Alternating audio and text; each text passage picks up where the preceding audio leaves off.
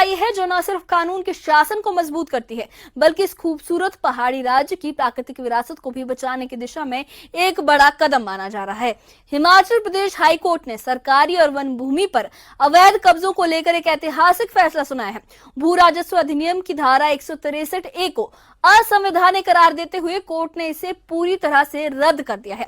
Justice Vivek Singh Thakur और justice Bipin Chandra Negi की खंडपीठ ने यह साफ कहा है कि ये कानून न सिर्फ संविधान के अनुच्छेद 14 का उल्लंघन करता है बल्कि अवैध कब्जों को बढ़ावा देकर सरकारी जमीन की लूट को भी वैधता देता आया है।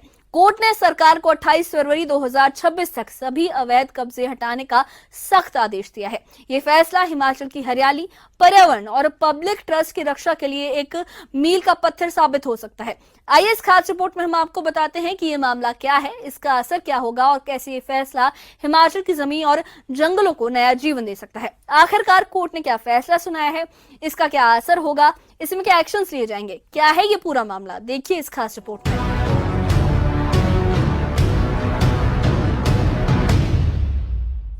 हिमाचल प्रदेश की सरकारी जमीन पर अवैध कब्जों का मामला अब हाईकोर्ट के सख्त रुख की वजह से चर्चा में है। हाईकोर्ट ने भू राजस्व अधिनियम की धारा 163A को असंवैधानिक करार देते हुए इसे पूरी तरह से रद्द कर दिया है। जस्टिस विवेक सिंह ठाकुर और जस्टिस बिपिन चंद्र नेगी की खंडपीठ ने ये साफ कहा है कि ये धारा भारतीय संविधान के अनुच्छेद 14 का उल्लंघन करती है। कोर्ट के मुताबिक ये कानून अवैध कब्जों को बढ़ावा देता है और ईमानदार और बेईमान को एक ही तराजू में तोलता है। हाईकोर्ट ने सरकार को सख्त निर्देश दिए हैं। 28 फरवरी 2026 तक सभी सरकारी और वन भूमि से अवैध कब्जे हटाए जाएं।